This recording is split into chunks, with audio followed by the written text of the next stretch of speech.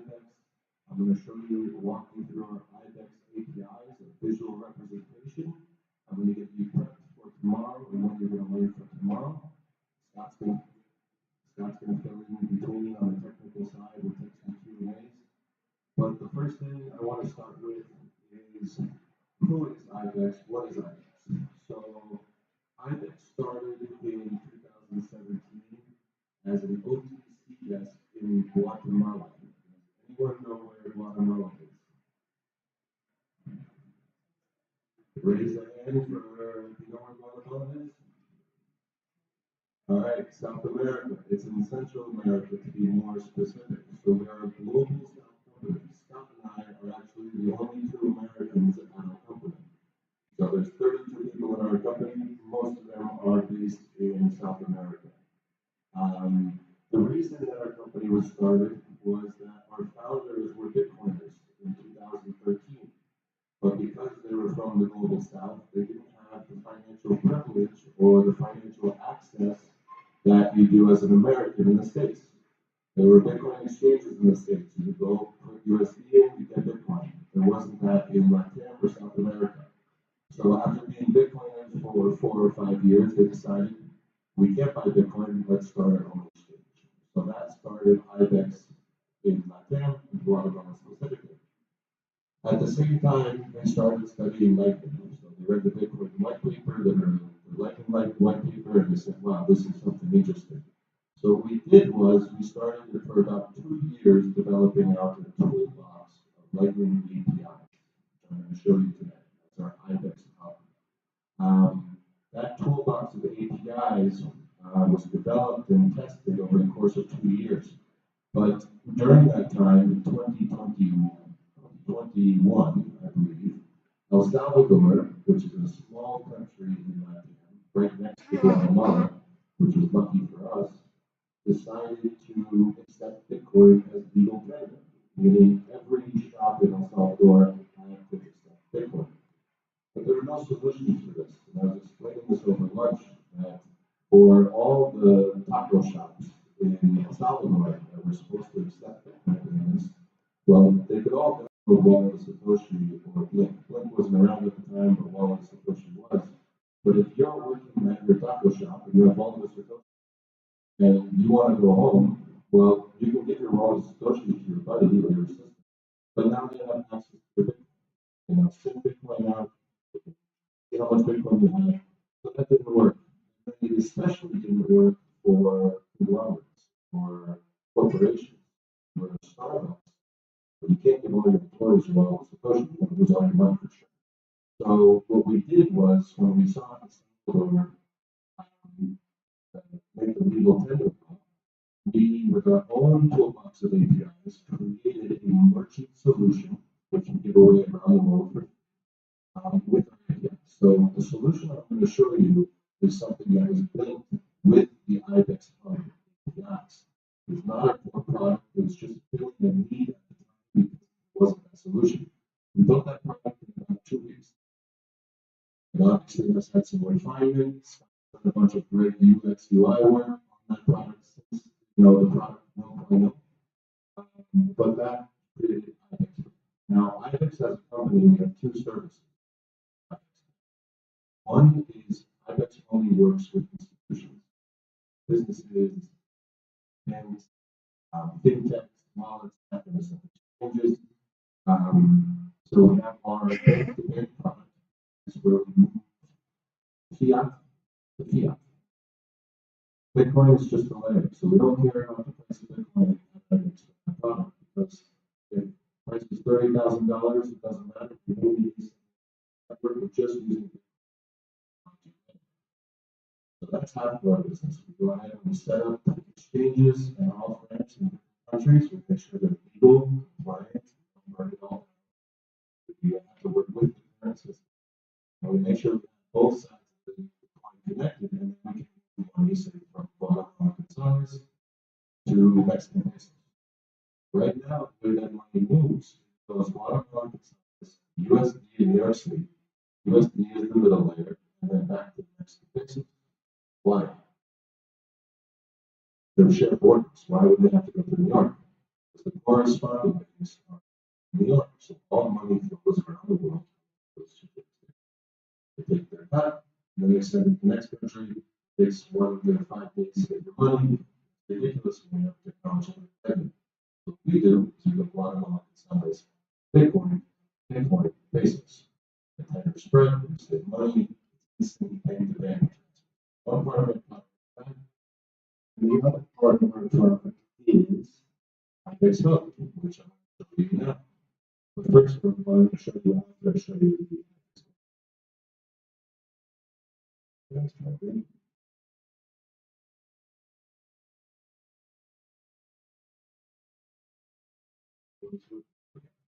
So if anyone's curious a little bit more about IBEX, our website is powered by IBEX. Talks about our company, the technology we use, shows the licenses we have, real-time global settlement is what we discuss. We are not a payments company, we are a settlements company. The difference is large. Most people say it's the same thing, it's not. Payments company takes payments, a settlements company moves the payments.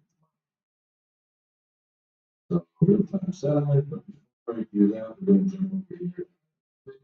So this is our IBEX Pay product, powered by IBEX. This is that merchant solution. So anyone looking to accept payments as a retailer, store, they can use this product. So just quickly go through this. This is the back end of that product. We send whoever receives Bitcoin the Bitcoin every 24 hours. So IBEX is not a custodian. We just hold it for 24 hours. We match it and send it to you. So it's very simple setup here. You go to your settings, you put in your on-chain address, and I apologize, the internet is very slow. If the internet works, it's not loading the accounts.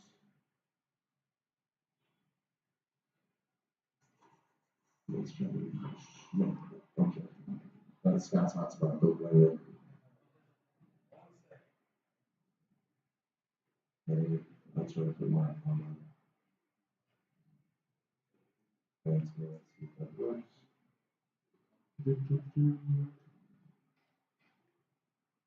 Okay, here we go.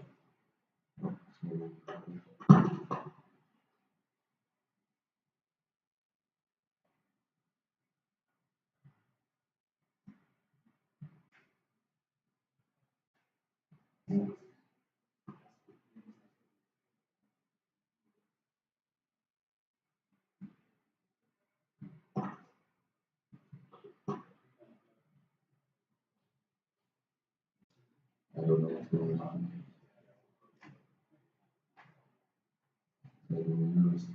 No, that's it. I don't know why it's not working right now. Let me use invoices.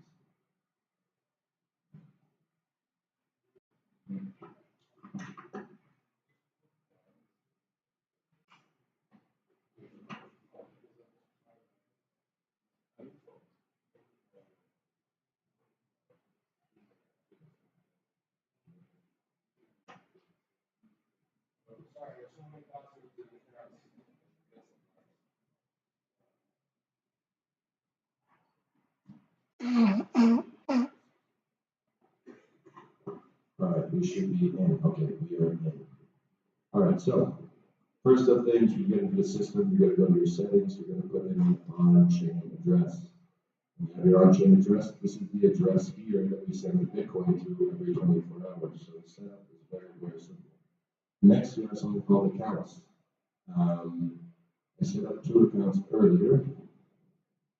We can add an account and call it only on bootcamp. There we go. Okay, so here it is. We have Nairobi Open Market. Think of it as like a street fair, right?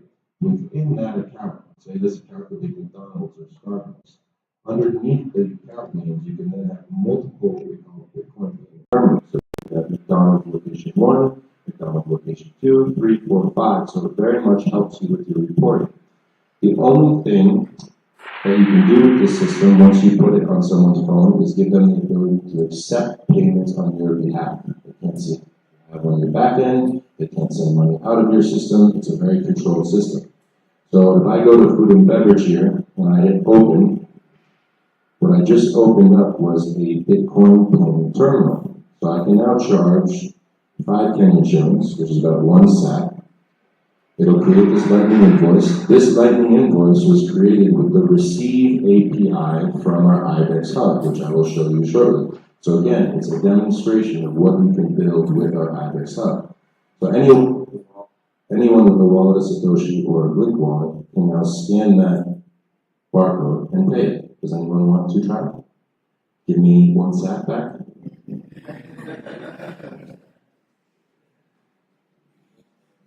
So you just scan with your send.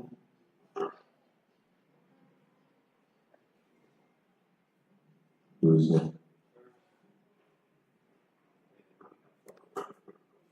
Can anyone read that? Too far? Well, Satoshi won't scan it. And the BPT. But something else that's pretty cool. If I hit that little scroll down there at the end, it's going to pop up this QR code. Now that's not a Lightning QR code. That means you can now pull this payment terminal with any phone device. So anyone who has a camera on their phone can scan this, and they'll click on the link, and then they will get the Bitcoin payment terminal on their phone.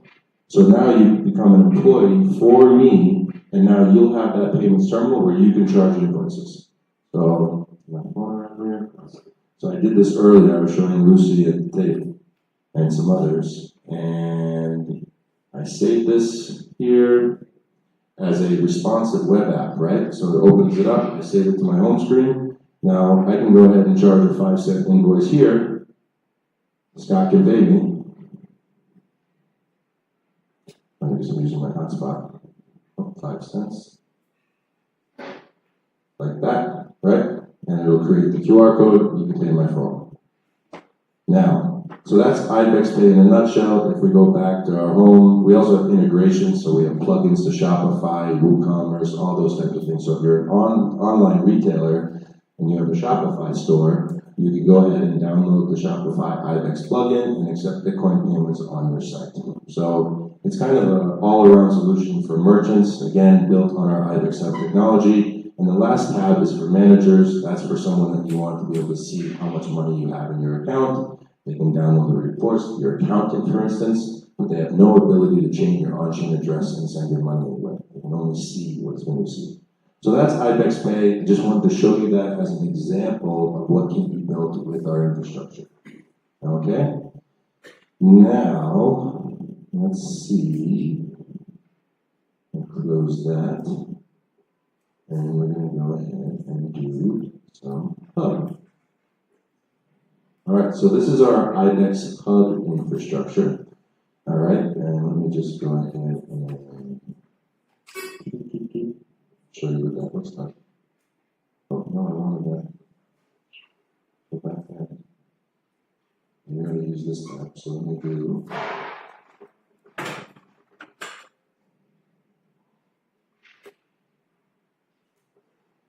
So I think Scott already spilled the beans, but I mentioned that IBEX is a business solution only. We work with institutions. We spoke with our company and we said that as part of the surprise for the bootcamp, we're going to give everyone access for 6 months to our IBEX sandbox. So you guys can play around with it. Nice, very good. You guys can play around with it as much as you want. We just can't let you start your business until you finish your onboarding documents, your business requirements. So if 6 months goes by and you've built a beautiful business around our Lightning or whatever, and you want to launch a company, we'll send you your KYB, know your business documents. You'll have to put in, because we are a company that has to follow the law, we're not a Bitcoin company, we're a fintech. We have to follow the law so I don't go to jail. I'm selling this stuff, I prefer not to. So yes, everyone gets access to what I'm about to show you here. So this is the Hub console. The first thing you'll notice is this is a visual representation of our APIs. Okay, so this home screen is where you can see how many sats have been entered into your system, how many sats have left your system. This account was actually created today, and I've sent out 2,130 Satoshi so far with the split payments. So you can see today we have a little uptick on our graph. Okay, and both Lightning send and receive, you can see how much we've received and how much we've sent out. Okay, now under IBEX we'll go to something called accounts. I've already created 2 accounts here this morning. I created a Kenya LN Bootcamp account and a Kenyan Bootcamp account in USD. What do those things mean? The Kenyan Bootcamp account, I would think of accounts as like users. So you start a mobile wallet, like Jua, all right? You have users 1, 2, 3, 4, 5. Every time a user creates an account, puts in their phone number and email, they basically can get their own instance of IBEX Hub. So while it's underneath this system, each one of them have their own segregated accounts, or what we call omni accounts. Why do we do this? Segregation of funds helps with security. So if you get hacked, we're not draining the entire liquidity pool, you're just getting your account hacked, or vice versa. All right, so that makes sense. Now you'll notice that we have this one in USD and this one in millisatoshis. What does that mean? IBEX has the ability to what we call stable accounts, stable USD accounts, meaning when we receive the Bitcoin with our liquidity provider in El Salvador, because we have our digital asset license and our Bitcoin license, we can convert that Bitcoin into USD immediately. So we can hold you a stable USD balance. So if you're a business and you don't want to experience the volatility of Bitcoin, you can still accept Bitcoin payments, and we'll send you the equivalent of what you received at the time, because we sell it for dollars instantly. So if sats go up or sats go down, we're holding 2 USD. We're not holding Bitcoin. So that's what the stable accounts mean. So I set up these 2 here. Again, accounts are like omni-channels, user 1, 2, 3, 4, etc. So first thing we're going to do is go to invoices. This is the most basic function of Lightning, I would say. Correct me if I'm wrong. Anyone else? I'm the sales guy, guys, all right? So I might be technically wrong here. I'm going to select an account to send sats to. We're going to do receive function, and I'm going to put an amount that I want to receive. Because it's in millisatoshis, I'm going to do 68 USD cents. Okay? I'm going to create the invoice. Now here's that invoice. This is the same invoice that you just saw on IBEX Pay. This is the same API that we use for IBEX Pay is now being done in our hub system. So anyone who wants to spend 68 cents, so Scott's going to pay the 68 cents. You got it? And hold it up so people can see. And boom, invoice was paid. So Scott, what do you use? Scott used Strike. Strike is a Lightning-enabled wallet that's in many, many countries around the world. But for the sake of showing the interoperability of Bitcoin and Lightning, I'm going to go ahead and pay a $1 invoice to the LN Bootcamp USD account with my Cash App. Cash App is another Lightning-enabled wallet. So again, the interoperability of Lightning is very important to understand. Make sure my US VPN is on. It is. So I go into my Cash App. Cash App looks just like this. It's just a regular neobank. It's the largest neobank in the US with about 60 million users. I just go to the regular scanner. It says scan QR code. It doesn't say scan Lightning QR code, it just says scan QR code. But because they have Lightning functionality, it will read a Lightning invoice. Oh, and the invoice is not creating. There it is. So I scan that with my, boom, it pulls up the invoice amount. Let's say I'm paying $1.01. I'm going to confirm. I'm going to put in my passcode. Cash App's a little bit slow because it's not structured, but there it is. Invoice was paid. All right, so now we should have $3 in the Kenyan LN Bootcamp account. So if we go into our accounts, we'll refresh that. And we should see in our account, there we have it. We have $3 stable there, and those are the Satoshis that I sent earlier. Okay, so invoice, send, receive functionality, that was done there. Next, we have something called LNURL. LNURL is a static QR code, right? So you can print this out on a piece of paper, you can put it on a billboard, you can set it for $10, meaning every time it's scanned, it'll give the sats amount of $10. So if sats are down, it'll be $10 worth of sats tomorrow or whatever, and then $10 worth of sats in a week is a different amount. But it'll always charge for $10. Or you can put in a sat amount. So every time you scan it, it's 1,000 satoshis, and that's just what it is. Print it out, put it anywhere. Can anyone tell me why this is different than a normal Lightning invoice?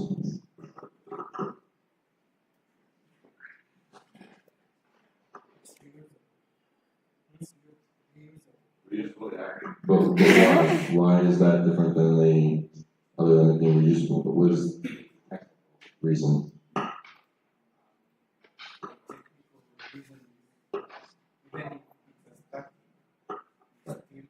The other one expires, right? So a normal Lightning invoice will expire after a certain amount of time. The static one, you can print, put it anywhere, whatever, and it's scannable. Did I get that right? All right, just want to make sure I'm not drinking my own Kool-Aid here. All right, so LNURL pay and withdrawal. This is cool because you can just print out a certain amount. So we'll do a USD account. Now I can say, how much do I want to charge? You can see we also have stable Mexican, Guatemalan accounts. We'll do USD. Let that load. That's not working. I think it's just the internet, guys. It's not letting me enter my.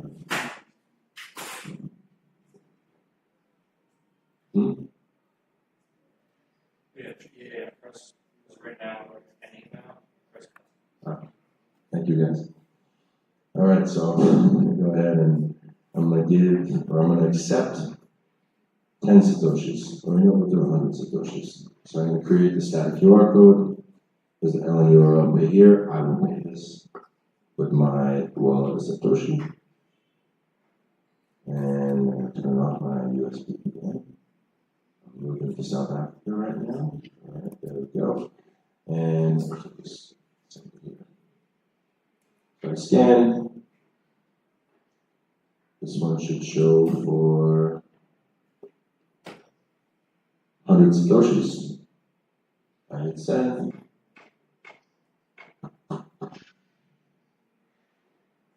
Less instant with bad internet, but there we go. Okay, so I just received in 100 satoshis into that account. But now we're going to do something fun. We're going to do LN withdrawal. And I know that you might have to come up to the computer screen to scan, but we're going to give away some satoshis right now. So how many satoshis are we going to give to each person? We're going to give 1,000 satoshis, sorry, 100 satoshis to each person, and we're going to put 20 withdrawals. So if I'm going to go ahead and create LNURL, the first 20 people to scan this QR code will get 100 satoshis. So we'll let that exercise play out. Don't fight each other.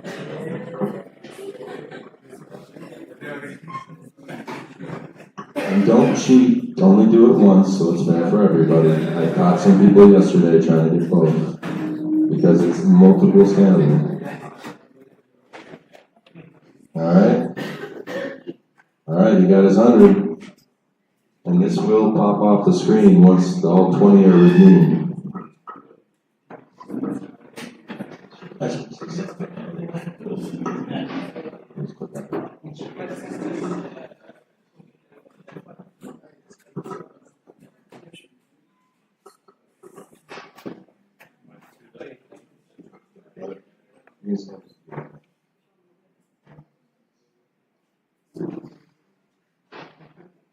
I recommend using Wallet Satoshi. It's got a better camera. This guy came back for seconds. I see you. All right.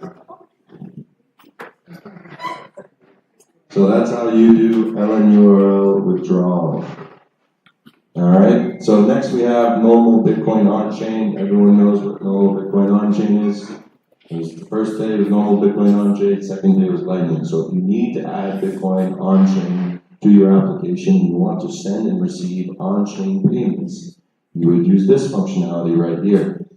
A lot of applications we're seeing aren't adding Bitcoin on-chain to their application because on-chain fees are becoming quite high. We're moving to a world where people will be operating under LSPs and not using on-chain in their suite. So Tondo if I've seen the app correctly, only uses Lightning, correct? Why? Because if he was going to pay an M-Pesa till number with on-chain, it might cost more than the cost of the goods he's buying.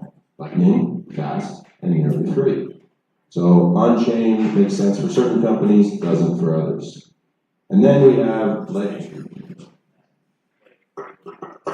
Just to mention, the way that it's built, when you have, so if you go to accounts real quick. So you see there's just one balance, right? To the right there. There's not on-chain balance and a Lightning balance. It's a unified balance, so once you send money in, you can use either Lightning or on-chain. So it's an important feature to mention. That's a feature that a lot of people ask me about, and it's that if you're holding a Bitcoin balance within IBEX, you can send out Lightning or send out on-chain for us. For us, it's the same thing. You don't have to create separate accounts and move funds between Lightning and on-chain. We do that for you, right? We have a pool in Lightning, we have a pool in on-chain, we give you one pool. So depending on how you send, it works the same for you. Same with receiving. If you receive on-chain, we put it in the same pool. You want to send out the received on-chain in Lightning, that's how it works. So we take that headache of swapping between the two away from you. So it's one of the features of IBEX. So after on-chain, we have something called Lightning addresses. Okay, so who knows what a Lightning address is? You all gave me your Lightning address from Wallet of Satoshi this morning. That is a Lightning address. So Wallet of Satoshi comes up with two random names. I think we have like Fluffy Kitty 21 somewhere. And at walletofsatoshi.com, that person, OpenWeek 26, so there's a witch bicycle here somewhere too. But those are now addresses that you can send money to if it has Lightning address capabilities. The Lightning address uses LNURL technology. So a Lightning address is basically an LNURL static QR code, but with an email around it.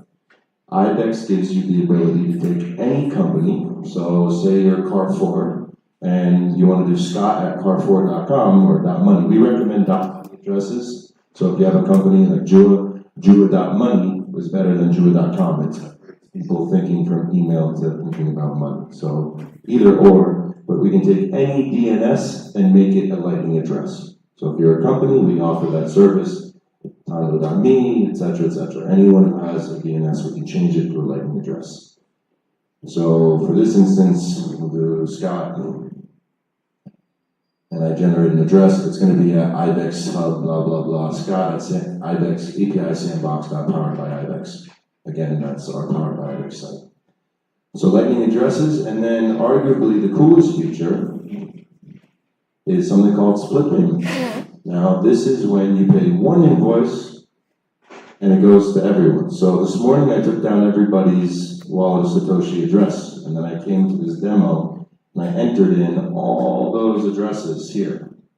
You can see all those funny names on the screen here. And I said that every time the Kenyan LN Bootcamp invoice is paid, everyone that has their addresses here is going to receive 2% of the payment. So some of you might have noticed today when you're sitting around that you have random Satoshis show up. It's because I was demoing some people in the room how this feature works. You weren't just receiving free money from nowhere, it was me paying. Alright? So what we're going to do now, so you understand how split payments work, you pay one invoice, it hits our infrastructure, and it instantly goes to all these addresses. Now you can go ahead and split it outside of Lightning addresses. You can do internal hub accounts. So you can send 20 splits to Lightning and then send one person an internal account. And you can also send on-chain from the same split. So you can do, say you're a mining company, you mine Bitcoin, right? At the end of each week now, they go ahead and they have to do all of their math. The blocks are mined, they see how much Bitcoin they make, and then they see all the investors into the container that holds all their mining rigs. Say it's split between 100 people. Well, they have 30% that they have to have for their fixed costs, their rent, their electricity, all those things. Well, they can't accept Bitcoin for that, because if the Bitcoin price goes down, they can't pay their bills, they have to turn off their business. They have to have a steady, stable account. So we can set it up so 30% goes to a stable account held in USD, where we take the Bitcoin when it's mined and it just gets put into US dollars. And the other 70% can get split amongst the 100 investors every time the block is mined. So now there's no accounting to do at the end of the week. So that's an example of something you can use with split payments. Obviously, they're very varied. If the central bank was smart in Kenya, and they're passing all these laws and taxes, they would become the liquidity provider for Kenya, for Bitcoin. And upon receiving any Bitcoin into Kenya, they take their 1% at the point of it entering the country, and they wouldn't have to follow you around at the end of the year asking for how much Bitcoin you spent. They could take it at the source using split payments. Not there yet, but not that we want that, but I'm just saying these are ways in which you can play around. So to finalize this demo, we're going to pay a split payment account. So everyone go into your wallet of Satoshi. And I want you to hold up your phones in the air. You can hold them toward the back of the room so we see a bunch of green screens light up. And anybody got a good number in here? 200 each?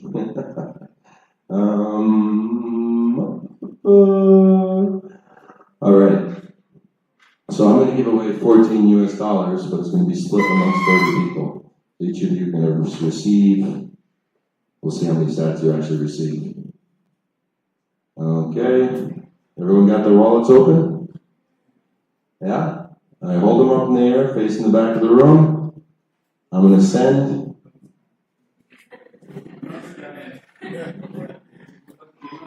I'm paying. Boom, I got paid. Who got theirs? Everyone should got their wallet of Satoshi money. Scott, who got it? Yeah. Boom. Okay. So I paid one invoice and everyone in the room got paid. If you didn't get, how much did everybody get paid? 470 sats? Okay, I told someone at lunch that within our lifetime, we're going to see the dollar to Satoshi parity, meaning one Satoshi will be worth $1. So in 20 years, you're going to thank me for those $470. Now, if you didn't get your $470, you can come find me. I know some people, their wallet is Satoshi this morning. No double takers though. I've seen some. And then last here is our IBEX Hub documents. Scott's going to walk through these tomorrow, more of a hands-on learning session. So he's going to show you how to use the IBEX infrastructure. So with that kind of concludes the IBEX Hub demo, but from there I'm going to jump into, because I told you I was going to talk for an hour, so I'm going to keep going.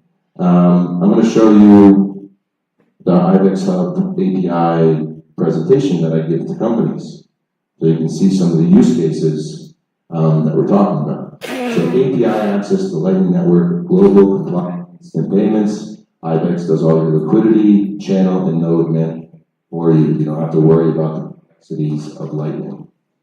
All right, so we're modernizing legacy financial infrastructure with technology. Where is the big opportunity? Well, the big opportunity is that currently we do not have an open, transparent instant settlement network around the globe, a permissionless open database. Why is a permission openless database important? China is never going to agree to a database that the US tells them to use. The US is never going to agree to a database that China tells them to use. Just not going to happen. You can't have WeChat in America, and you can't have, I don't know what they don't use in China, Facebook in China, I don't know, but you know what I mean. We don't agree. So we have to use an open source database that everyone can access when it comes to our money to have a free financial world.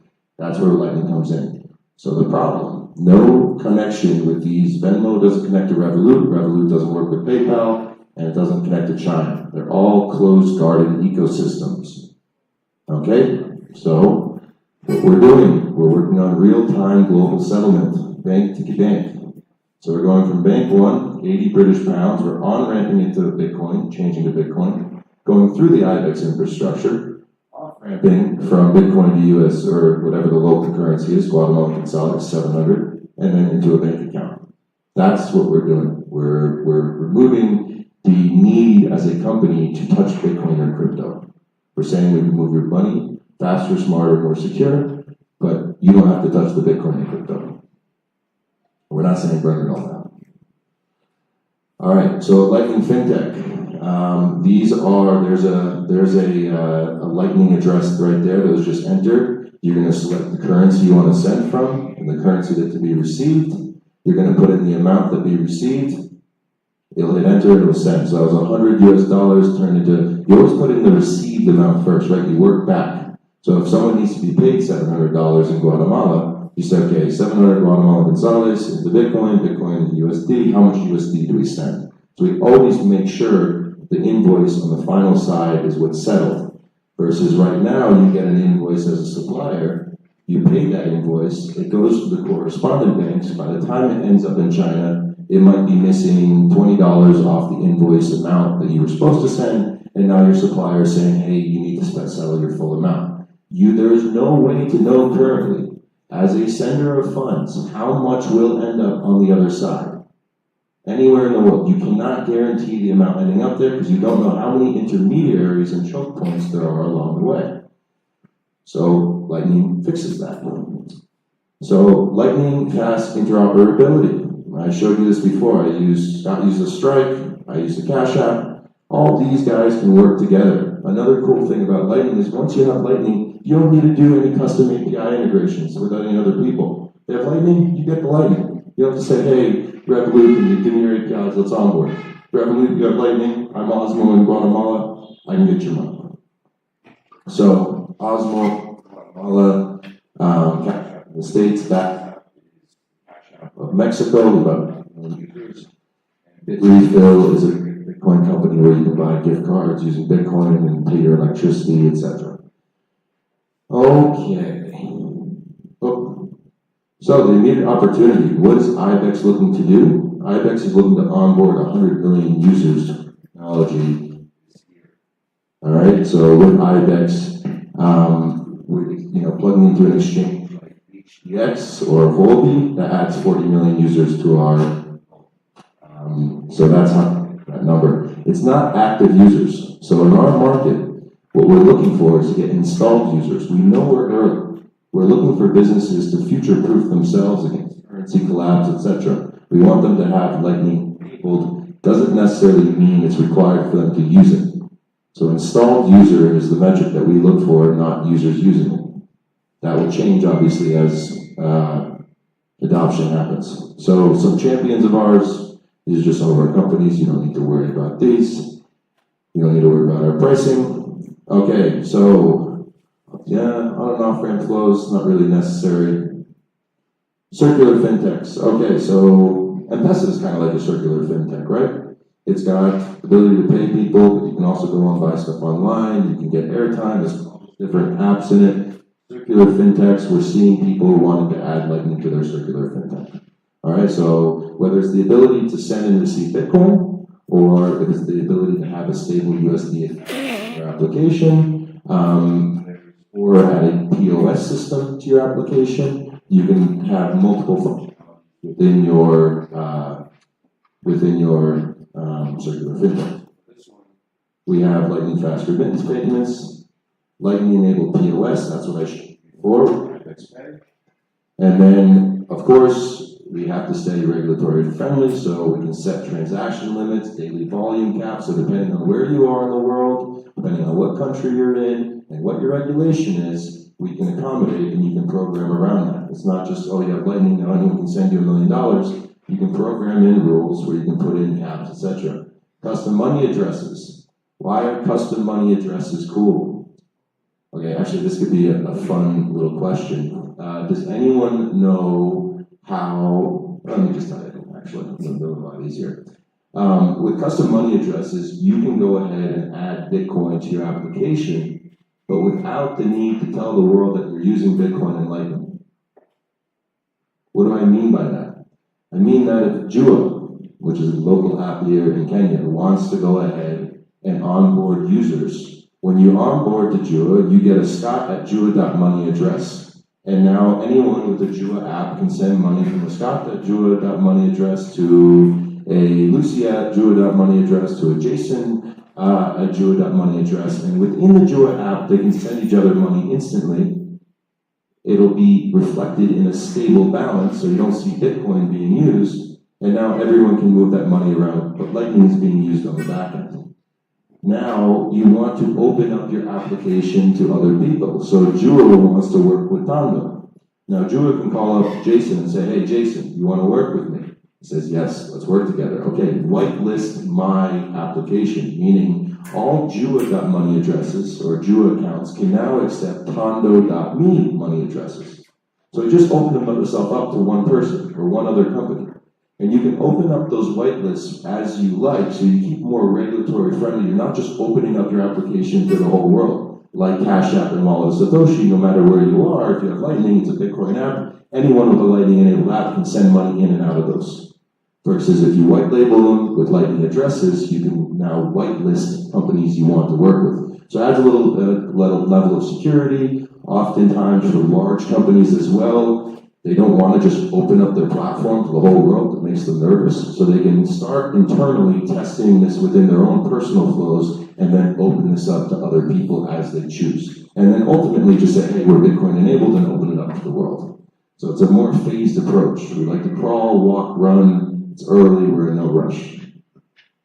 And then cash in, cash out points, that's with LNURL. You put in $100 into the terminal. You go ahead and they create an invoice, it pops up a QR code, someone scans with the Lightning wallet, they now have 100 USD in their wallet. Pull, push, cash in, cash out. So one of our customers has 5,000 cash in, cash out points in the US, and 8,000 cash in, cash out points, like little bodegas or corner stores, like you have the Safaricom shops here.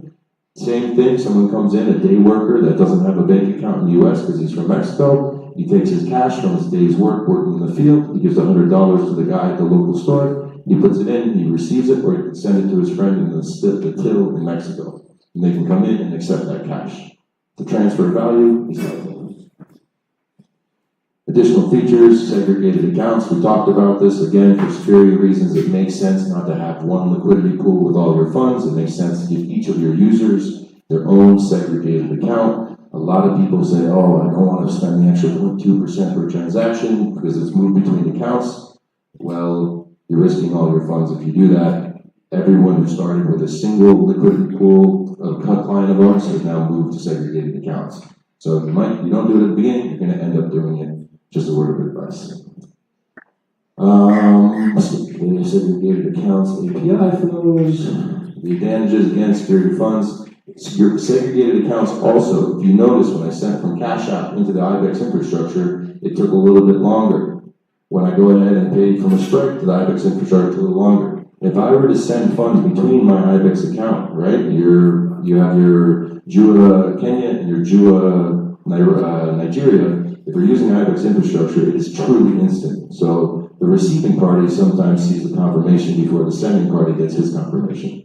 So it is a really, truly instant experience. And then with Lightning, there are no failed payments. It helps on a few things. You either have a received state, like a confirmation, or a fail. And you know that right away. So there's no, it's stuck on chain, or it's stuck in the protocol, we don't know where the money is, or how do I get my money out? No. It happened, or it didn't happen. Channel worked, but the channel didn't work. This also saves on accounting and administrative duties as well, because you're not tracking down lost payments, all this other stuff. It helps across the board. So cost efficiency, reducing errors, failures, blah, blah, blah. And that's IBEX, delivering Lightning on FinTech. So with that, end of my gig. Anyone have any questions? So, I think in one of the slides you mentioned you want to be able to have releases to 100 releases the community has it. Not active users, but say, you know, Right now we have around 65 installed. this is across the world, right? Okay. And the majority of those are made up across like 3 companies. One, we have a very large exchange. They just passed Coinbase the other day in trade volume. So I'll let you guys do your homework to figure out who that is. They install their Lightning. They are just doing send and receive Lightning. So not the first functionality I showed you in our APIs, they're not using stable accounts, they're not using USD accounts. They're just like Cash App. You can send Lightning, you can receive Lightning. Initially, we've been listening to your conversation when you said that Lightning can be used for small payments, not for just payments. What is the ideal size of payments that you would recommend, or what is the plan? So as long as the channel is funded with a certain amount, it can transact that amount. So if your channel is funded and you have $1 million of liquidity tied up, you can move $1 million. But right now, where the Lightning Network is and where IBEX is and what our channels are funded with, we can say we can comfortably move between $2,500 and $5,000. We can kind of guarantee that those payments will go through.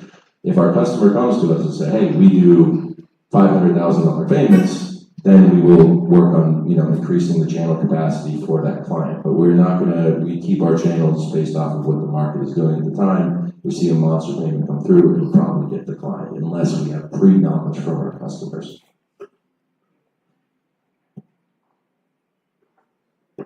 So based on what you say, that means you're currently mostly small businesses, right? Because then the small businesses will be easier to convince to actually, onboard the platform. Depends on, so with our normal mentality is that we send large batch transactions, right? Well, so you might be a company that settles once a week with your supplier and you send $100,000. But with our infrastructure, you can pay multiple $2,000, $3,000 invoices a day, and it's an instant settlement of the bank account at lower fees. So there's no need anymore to wait for batch transactions. So it increases the speed of commerce in a way. So that's really the idea, is we're not batching things at the end of the week. Payments are happening as the goods are received. Everything is more real time. Now, in the future, ideas that we have for like split payments, right? Imagine that the second someone buys a toilet, all that data is transmitted all the way down to the the manufacturer who made that toilet. So now you have more real-time access and data to the guy who's producing. So he knows next year I can produce 21,000 pink toilets and not 70,000. We have 60 on our shelf. So increasing that speed of data and commerce in the future, we call it drip payments, where you pay for one thing and everyone who touched that supply trickles down. But the idea is more payments faster. So volume payments goes up, size of payment goes down. Because right now, why is it that we batch transact right now? Anybody know why we batch transact once a week, once every month?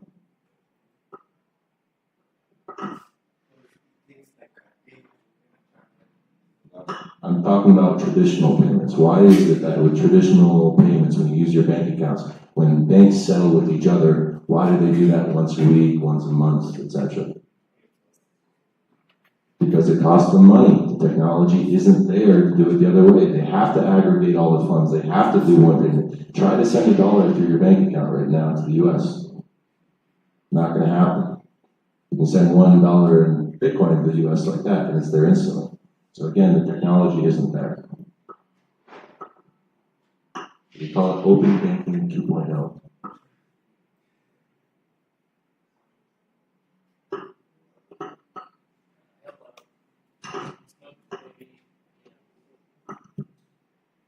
Can someone use your APIs to probably do batch payments? For instance, if the question is very much, I'll try to, let's say I have a company and I want to pay probably 100 employees the way you pay through the app. So do I need to install the API in my, do I need to install the API in my whatever app that I've come up with, or I have to outsource to IBEX to do that? Then secondly, is IBEX mostly B2B or B2B? So second question, yeah, mostly B2B. Like you said, we're trying to work with banks, exchanges, institutions, but we're obviously interested in working with startups too. That's why we're here. But, and the first question was, yeah, so the dev work isn't outsourced to IBEX, you just have to integrate with our API. So you would just hit our IBEX API endpoints, right? So if you already have an app and you're just adding the payment part, you would just have to implement, it's just like any other API integration, right? We don't do any front-end development for you. So you get access to APIs, you build whatever you want. That solution that I showed you, our IBEX Hub Sandbox, that's a visual representation they made for me, on sales guy, to be able to go, instead of me selling APIs and going and looking at code, but hey, plug in this code, and I can just look at a nice pretty screen and be like, this is what happens when you do this. But you have to take those APIs to create that, and obviously your own UX and UI around it. You don't use our Hub Sandbox to pay your employees, right? So if you wanted to pay 100 employees, you wouldn't go to our IBEX Hub system, put in 100 addresses and pay that invoice every time. We'd catch on eventually. We could do that. You would catch on if you're not building your own application, you're just using our sandbox. Compliance. It all ties back to compliance. Any other questions?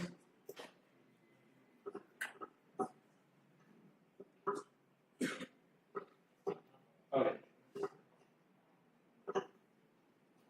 Still on the payment. So maybe those people are not Bitcoin oriented, but after their wallets receive the stocks, you say you don't proceed with further development.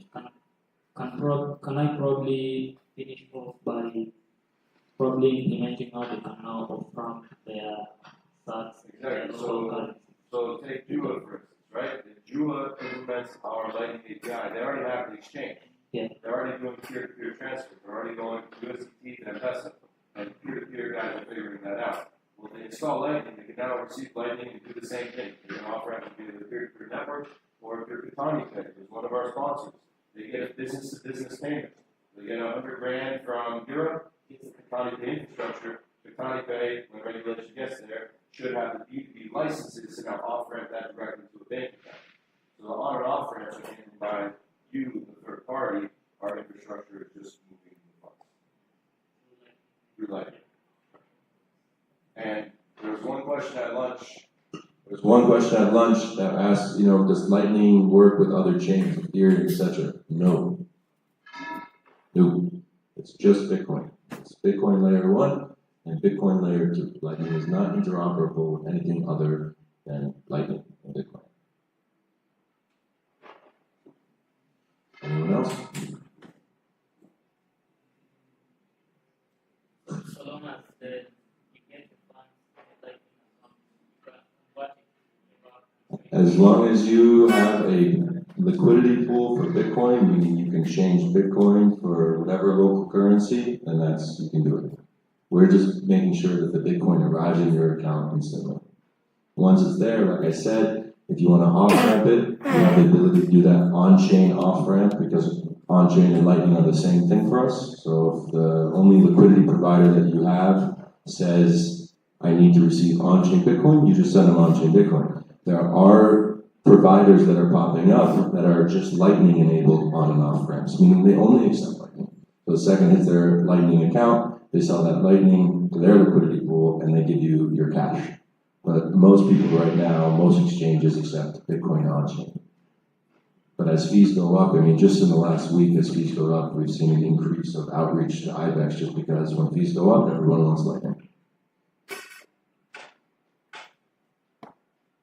All right, so if there's no more questions,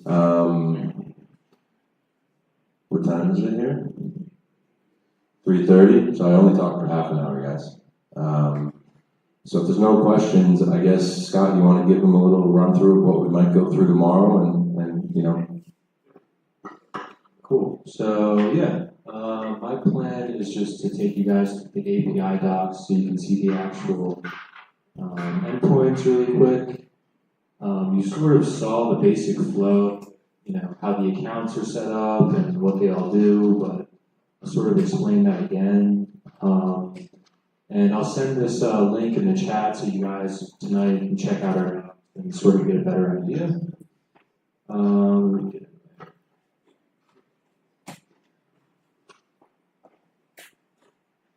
Alright. Yeah, so the typical flow, basically what's gonna happen tonight is I'm gonna send a message in our Telegram that basically lists the steps of what you have to do to get an account. So basically what it is I click a button and it creates your account initially. You'll get an email sent to whatever email you give us. And then we actually just changed our authentication provider. We had it built in our own, and now we use Auth0. So our onboarding process is a little, but it works. So it'll be a little annoying, but whatever. Basically, I send you an email. You click the link in the email. It'll take you to a page. You click Forgot Password. You didn't set a password. Why are you clicking Forgot Password? Well, that's the weird. We're in this weird onboarding thing now. But anyway, so you click Forgot Password, put in your email, and then you set your password, and you'll be in. Don't worry, I'm going to send all the steps in the Telegram, and yeah. Everyone who wants access, will give anyone access here at this boot camp, but anyone who wants access to the sandbox, we will send a Jolt form tonight. Just put in your name, who you are, etc., and then we'll give you basically a link. It'll say, welcome to Ibex Hub. You sign in and put in your sandbox. But there'll be a Jolt form in the Telegram group tonight. Fill that out, and we'll give you access by tomorrow. Cool. So yeah. So now let's imagine that you're in, right? So you've already signed up. So the basic flow is, let's say you're going to use the API coding backend, right? So here's a sign-in, pretty simple. You would really only use this once, most likely, and then you store the token that's sent to you, usually either in local storage or whatever, and then you just use that token for all of the rest of the requests.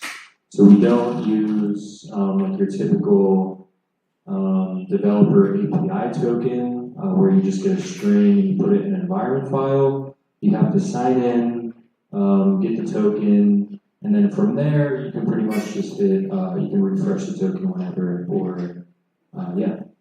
So let's imagine you're signed in now, right? So the first thing you're going to want to do is create an account. So yeah, all an account really is it takes a name and a currency. So you just want to mess around with Bitcoin, you're not worried about the stable accounts and all that. You just put the name of the account and it defaults to 0, which is our MSATs. So now you have an account, right?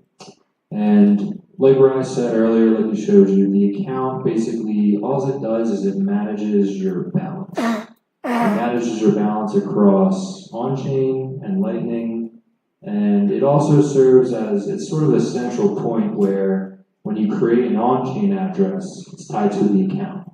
When you create a Lightning invoice, it's tied to an account. When you create anything where you're going to send or receive money, the account ID, basically that, ID that tracks everything. It's cool. So then, let's say you have your account. The next thing you probably want to do is fund the account, right? So that's where you would go to add invoice. Just some stuff. One important thing that all of you developers will appreciate is what makes our implementation of Lightning so fast is that we have webhooks. Right? Some other companies do, some don't. At this point, it's basically required because if you want that instant feeling, you need this webhook to respond right when a payment is sent. So this is how you create an invoice. It takes an amount. Like I said, it takes an account ID. You can optionally put a memo, which is just sort of like a message so I create the invoice as a receiver, and let's say you're paying me for coffee. I can put the memo as coffee, you pay me, and when you scan the QR, you would see, oh, I'm paying him for coffee. That's what the memo is. If you, on your wallet of Satoshi, you'll notice that if you send someone money, it says memo. So you can actually put a little note when the person receives the funds, you can say pizza or whatever you want. The person knows why you sent the money. So that's what the memo field is, for example, that would be your wallet. So, expiration. Yeah, expiration. We default to 900 milliseconds. Seconds? Oh, seconds, yeah. So the default is 15 minutes. A lot of people, the whole point of Lightning is to be fast, right? So most people do 2 minutes or I guess up to 15, right? And then to tie into the webhook, all you have to do is put the webhook URL that you're expecting a response from us at, and a webhook secret just to keep that webhook protected so that a hacker couldn't spoof your webhook. If you don't put the webhook secret and someone finds out your webhook URL, they could theoretically spoof the webhook and make you think that you either received or sent money. And yeah, so that's why the webhook secret's there. Cool. So, okay. You just created an invoice and you paid it with your wallet of Satoshi. Now, what do you want to do? Maybe you want to send money in the other direction. So then you would go to the Pay Invoice API. And I'm just giving you, this is, just like an idea of what you'd be doing, right? But in reality, you're going to be implementing either some or all of these endpoints, right? For example, Ryan mentioned one of our big customers in Exchange. They only have send and receive Lightning on these invoices. They don't have the LNURL implemented. They don't have payment splits, etc. So they're basically at where we're at right here.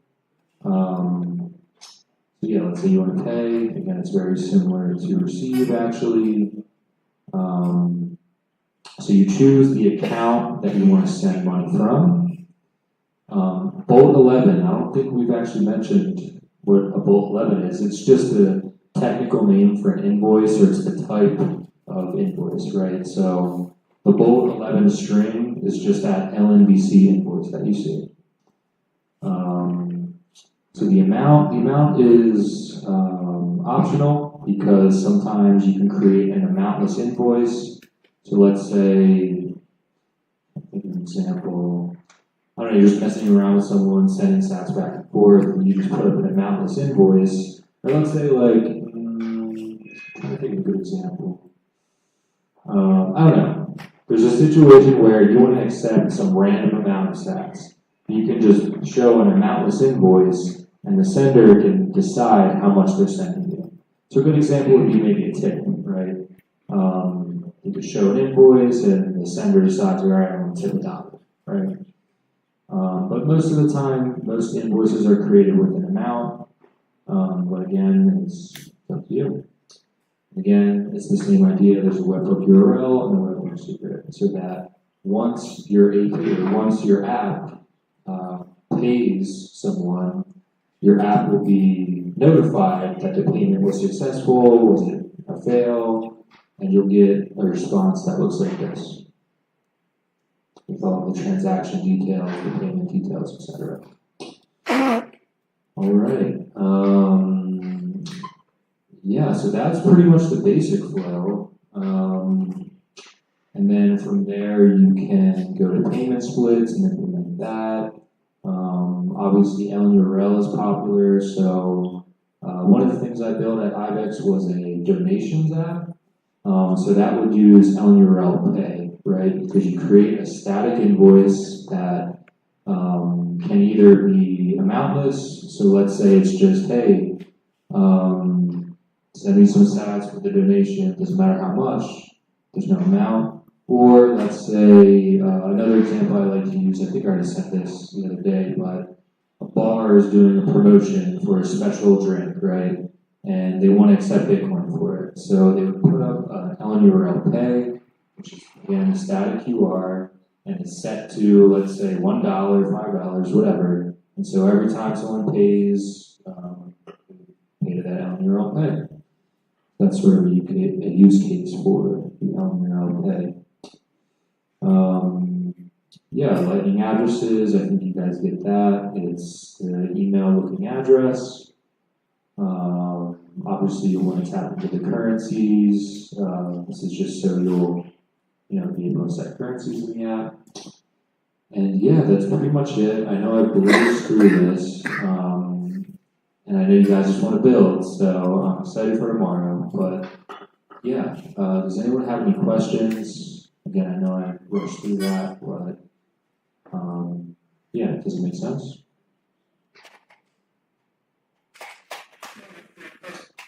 Sweet. Alrighty.